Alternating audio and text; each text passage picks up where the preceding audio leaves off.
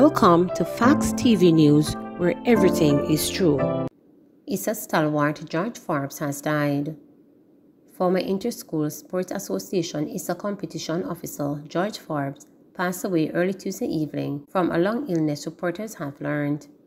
The highly regarded sport administrator who served Issa for 18 years has been ailing for some time and succumbed to one of multiple complaints, it is understood. For almost 2 decades, Forbes was the face of Issa and the main source of contact when seeking information regarding high school sporting matters. He demits office on January 2020, insisting that he was forced out by some board members after reaching the age of retirement, despite having more to contribute, he argued. Forbes passed away leaving 6 children. He was 63 years old. Men charged after $600,000 church robbery. 3 of 4 men held after a church was broken into and more than $660,000 worth of items stolen 2 Saturdays ago have been charged. The men, who fled leaving the stolen items after they were accosted by police, were held following intense investigations by lawmen into the robbery.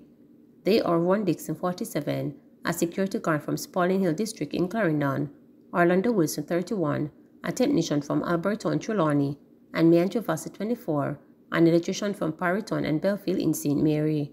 Dixon is charged with conspiracy and sacrilege, while Wilson and Vassar are charged with simple larceny and sacrilege. They will appear in the Mandeville Parish Court on Wednesday, November 16, 2022. It was reported that between 9:45 p.m. and 12:30 a.m., the Spalding New Testament Church in Clarendon was broken into. The police said 6 speaker boxes, 8 LED lights, and a case of tissue valued at $660,000 were stolen. Police said shortly after the robbery, the men were traveling along the main road in Spalding when they saw a police patrol and diverted onto another church compound and fled, leaving the car with the stolen items. The police seized the car and recovered the stolen items. Hours later, about 5 a.m., 2 of the men were picked up in the town of Spalding. One of the 2 men was the owner of the seized car and was found with a remote control for the vehicle. The other 2 men were picked up after further investigations, but one was subsequently released. Patterson not charged in Sikiana case. After about a 40-minute question and answer session on Tuesday, the police failed to charge Roshan Patterson with any crime in connection with the death of social media influencer Anika Sikliana 1000. He was questioned in the presence of a lawyer who sat in on behalf of his attorney, Michelle Thomas. Patterson was reportedly asked direct questions about 1000 in which he responded with general answers. He remains behind bars as a result of being charged last week with abduction in connection with a 2018 incident. On Tuesday, Thomas fled the police, arguing that her client has been shabbily treated. Right now, they would have prejudiced the man because they would have highlighted the fact that he is a person of interest, obscured the public, and now when we reach at the brink of a moment, there is nothing conclusive to say that he did something or that there is even a case for him to answer to, she told reporters. It is just sad that this 2018 matter had to come up to the fore in light of another matter, the Sikiana case, being brought to light. So one would have to wonder whether or not the police would have pursued this 2018 case if he was not a person of interest regarding the Anika matter, she added. A court date has been set for the 2018 matter, but Thomas said preparations will now have to be made for her client's defense. Patterson was charged last week Thursday with abduction and assault in connection with an incident that took place between himself and a woman who was allegedly to be his girlfriend. In that incident, he reportedly asked the complainant to meet him at a gas station on Duane Park Road in the corporate area. When they met, he reportedly showed her a picture of her new boyfriend and demanded to know how many times they had sex. Patterson reportedly drove away with the woman before stopping along the road and attempting to choke her. She was also allegedly hit all over her body. It is further alleged that Patterson asked the woman for money. She refused, and he threatened to kill her and dispose of her body. Allegations are that after the woman convinced him that she would not report the incident, he took her back to her car and then drove away. She later reported the alleged incident to the police. There were no updates on the case until Patterson was named as a person of interest in the 1000 case on October 22, a day after the body of the 35-year-old Kingston woman was retrieved from the sea in Reading, St. James. A postmortem conducted on November 5 indicated that 1000, who had a shoelace around her neck, was strangled. Thomas said her client will never recover from the way the police have handled the investigation. Whether he overcomes this hurdle or not, he will always be scarred and in the public's eye his reputation is gone.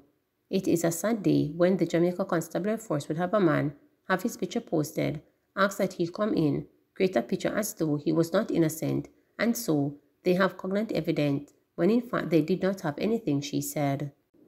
Parliament asked to approve $60 billion increase in budget. The lower house has been asked to approve a $60 billion increase in government's budget for this fiscal year. The supplementary estimates were brought to Parliament by Finance Minister Dr. Nigel Clark. The minister outlined that the budget was impacted, which led to severe supply system being implemented, such as monetary grants to member of vulnerable groups and public transport operators. Dr. Clark further explained that the increased budget is due to, among other things, allocations for the debushing program, the Jamaica Urban Transit Company JUTC, and payment of arrears. In addition to the measures, Madam Speaker, at alleviating the inflationary impact on those most affected, additional allocations are proposed for the Ministry of Economic Growth and Job Creation, a net increase of $5.1 billion, of which $4 billion is to support island-wide drain cleaning, debushing, minor repairs to gullies, and approximately $3.9 billion for patching, local and general rehabilitation of damaged roadways island-wide. $3.9 billion for the patching of local and secondary roads. The Ministry of Health and Wellness estimates reflect a net increase of $3.6 billion to support the payment of arrears for goods and services in the regional health authorities and the procurement of drugs and medical supplies. $1.1 billion to JUTC towards the company's fuel costs and other operating expenditure.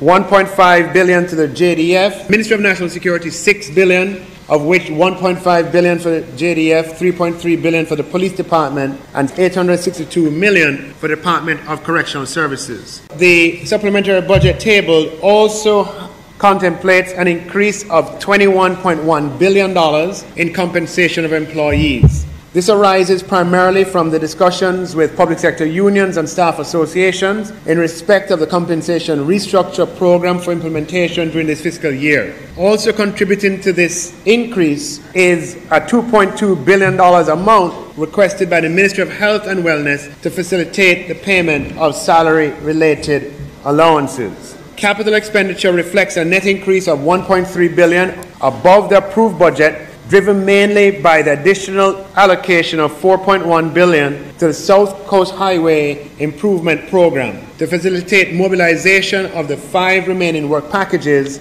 and the installation of water lines. Of the additional requirement by the S-chip project, $2.8 billion was reallocated from the Ministry of Finance's capital contingency provision for new projects. Madam Speaker, very importantly, the proposed $60 billion increase in expenditure will be financed primarily through an expected $65.5 billion increase in revenue flows. The performance of revenues over the first half of the fiscal year has been significantly better than budgeted, reflecting the higher than anticipated recovery of the economy from the impact of COVID-19, as well as higher than expected inflation.